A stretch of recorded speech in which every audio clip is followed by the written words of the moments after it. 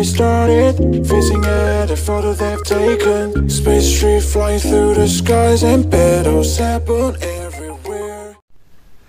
Coucou, c'est Irène, bidip de ma petite médiathèque et je vous retrouve aujourd'hui. Nous sommes le mercredi 3 janvier 2024 pour commencer ce nouveau vlog. Et avant de commencer, je vous souhaite à tous une très bonne année 2024. J'espère qu'elle vous apportera de belles lectures, de bons moments créatifs et puis des bons moments avec vos proches et tout ça.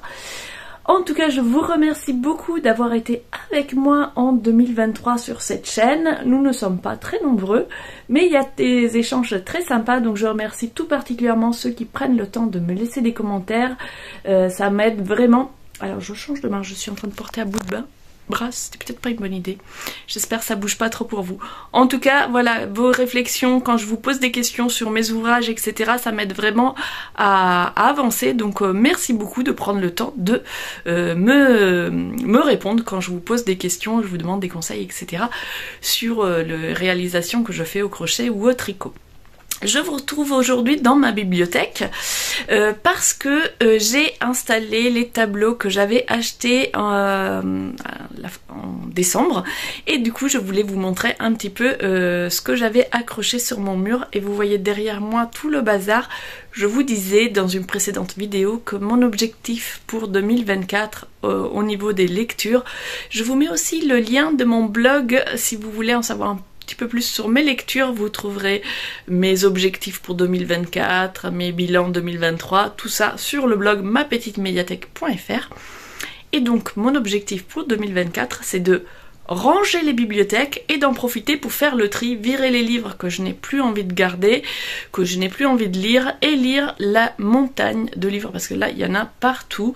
Mais il faut savoir, sur mes bibliothèques il y a à peu près, je dirais, au moins 80% des livres que je n'ai pas encore lus.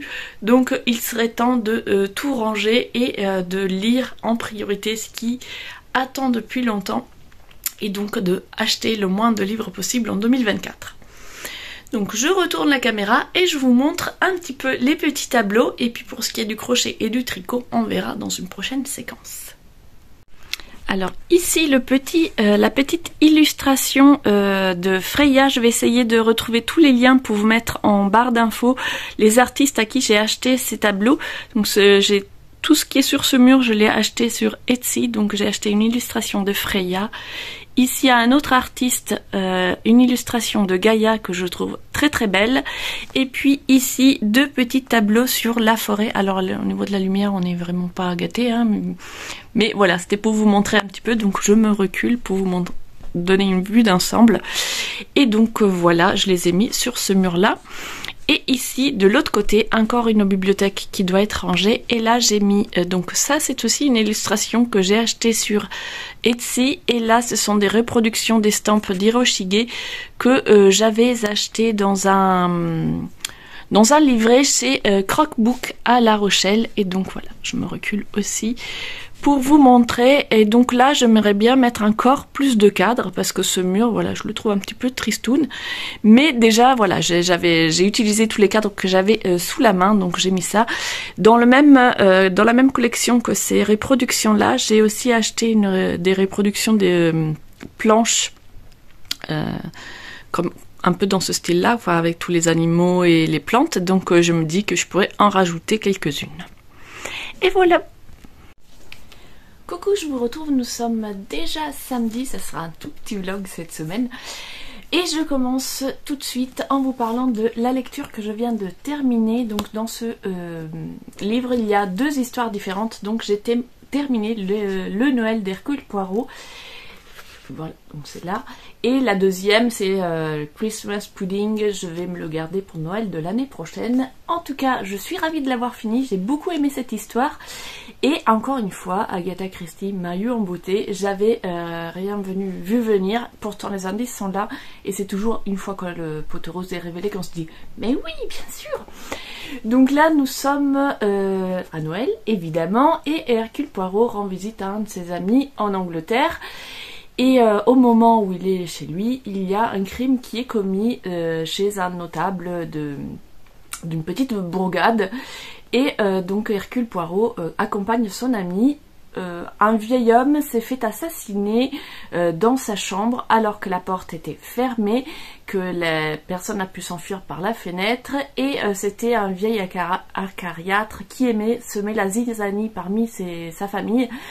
Et pour Noël, il avait invité tous ses enfants à le rejoindre dans sa maison, sauf que les enfants ne s'entendent déjà pas entre eux, et le père donc essaye de envenimer encore plus les relations. Donc tous les membres de la famille peuvent être suspects, et Hercule Poirot va donc aider les enquêteurs à trouver qui est l'assassin et pourquoi il a été assassiné, ce vieil homme.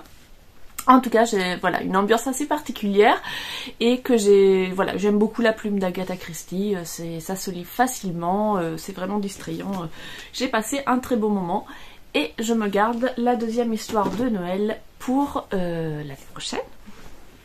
J'enchaîne avec deux projets. Donc je commence avec le châle dont je vous avais parlé donc en décembre.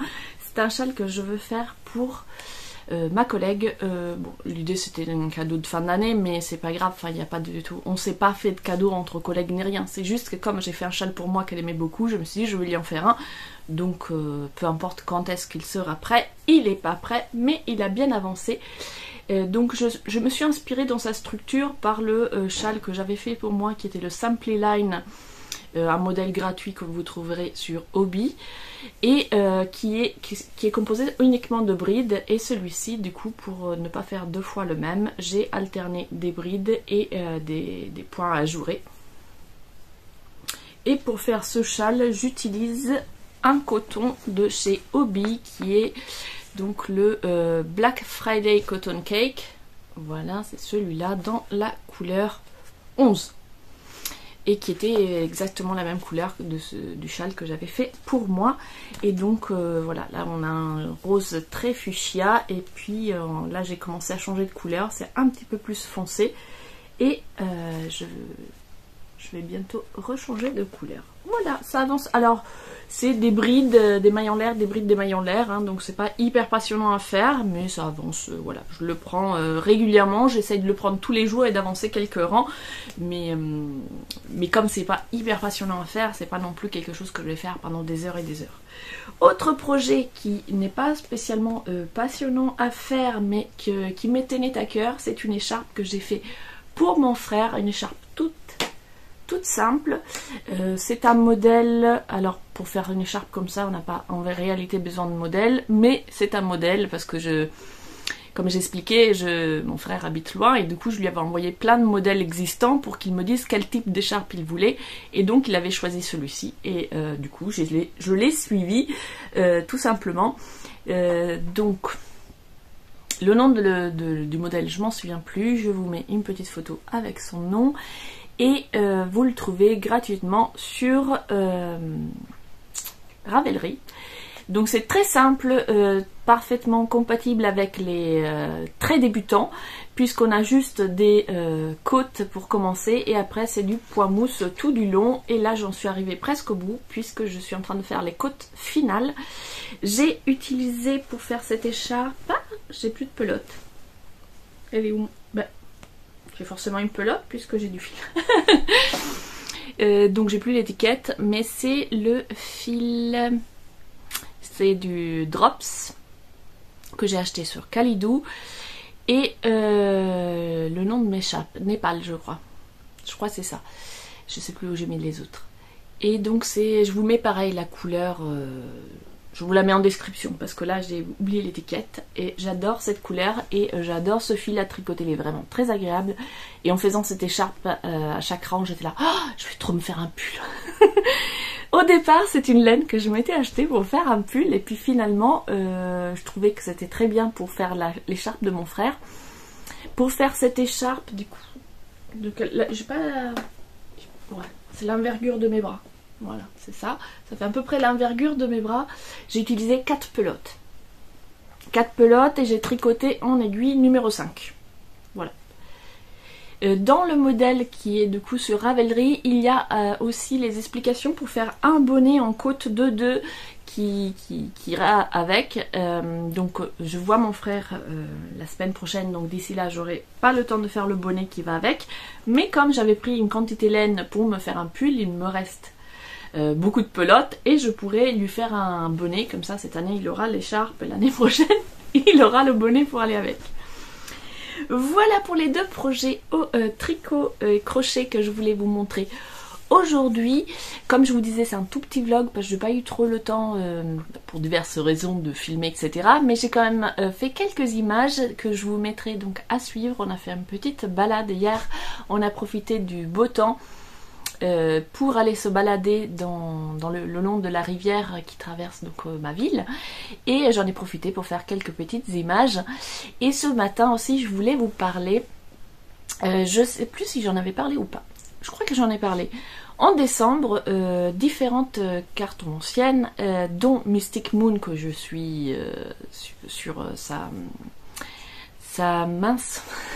prestation magie saisonnière,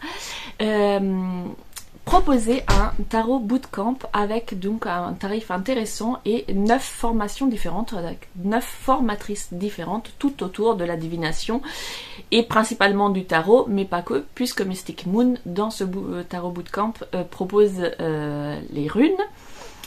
Et donc voilà, ça m'intéressait, je me suis dit pourquoi pas, c'est bientôt Noël, donc je me suis offert, ou j'ai plutôt je me suis fait offrir par mon chéri ce tarot bootcamp pour Noël. Et donc j'ai commencé un petit peu, j'ai commencé que ces 2 formations sur les 9 qui sont proposées. Donc j'ai commencé la formation kit de survie pour moment de merde de Caro, alors je me souviens plus de son nom complet, mais je vous mets en barre d'infos les liens des comptes Instagram des 2 cartes anciennes que je cite. Donc j'ai commencé le kit de survie de Caro et j'ai aussi fait la formation que j'ai pratiquement finie sur les 7 peurs de Margot. Pareil, je vous mets le nom complet parce que de toute façon vous me connaissez, les noms j'ai du mal à les retenir. En tout cas, à travers cette formation du coup sur les 7 peurs, j'ai découvert Margot. J'ai beaucoup aimé son approche, ses explications que j'ai trouvées très claires, et elle proposait en décembre une autre micro-formation, on va dire, un masterclass, je sais plus combien il y avait, 4 séances je crois, gratuite, qui était disponible qu'en décembre. Donc je vous en parle maintenant, vous ne pourrez pas vous inscrire, mais du coup je l'ai suivi et du coup ça m'a été très utile, et j'ai pris un autre pack de ces formations parce que je trouve que sa façon d'expliquer le tarot est vraiment, voilà, ça correspond déjà à ma façon de vouloir travailler avec le tarot, et je trouve qu'elle explique très bien. Et dans les produits qu'elle propose, il y a les vocaux tarot, et du coup ce sont des petits audios d'explication, d'interprétation pour chaque carte, et j'ai trouvé ça super bien parce que moi j'ai des bouquins, mais à chaque fois aller sortir le livre parce qu'on a un doute, parce qu'on se souvient plus, etc., trier dans le livre ce qui est pertinent ou pas, alors que là ce sont des vocaux de 2 minutes, 2-3 minutes, et du coup en cas de doute j'écoute l'explication de la carte et tout de suite ah bah oui, j'avais pas pensé à ça. Donc voilà, en tout cas je vous mets les liens de leur chaîne YouTube et de leur du coup je vous mets les chaînes YouTube, les Instagram, vous les trouverez sans doute en passant par YouTube. Voilà pour ce que j'avais à vous dire aujourd'hui. Je vous laisse ici, je vous dis donc à la semaine prochaine. N'hésitez pas à me faire vos retours, à me poser des questions si vous avez des questions, soit sur mes lectures, soit sur les projets que j'ai réalisés. Normalement, en barre d'infos, vous trouverez les noms de tous ceux que je cite. Et si jamais j'ai oublié quelque chose, n'hésitez pas à me poser une question.